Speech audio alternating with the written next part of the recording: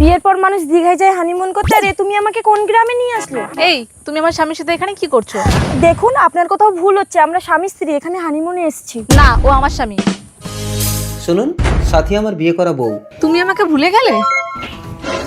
আর বিশ্বাস করো, আমি ওনাকে চিনি না। তুমি আমাকে চিনতে পারছো না? না। এই পাথরটাকে স্পর্শ করে দেখো, তোমার সব মনে পড়ে যাবে।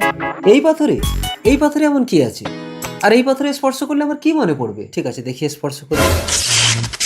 আপনার আঙ্গুলটা কি সত্যি পচে যাবে আমার এই পবিত্র কোরআনকে? একটা লাইক, একটা কমেন্ট আর একটা শেয়ার করলে কমেন্টে বলেন আমি ব্যাগ দিয়ে আসবো ইনশাল্লাহ।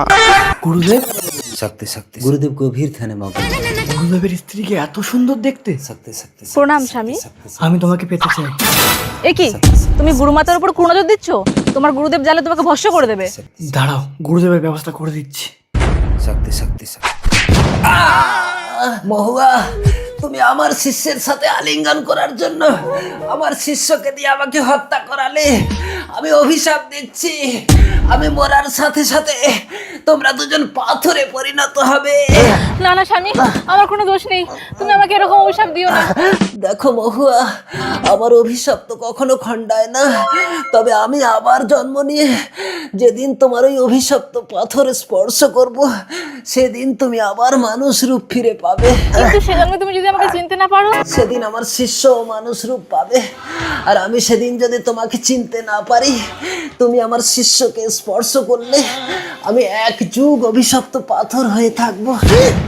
গুরুদেবের মৃত্যুর সাথে সাথে দুজন অভিশপ্ত পাথর হয়ে গেল। তাই এ জন্মে হানিমুনে এসে না জেনে পাথরটা নিয়ে ছুড়ে দিতেই পাথর মানুষে পরিণত হলো। হ্যাঁ সাথী, মহুয়া আমারই স্ত্রী।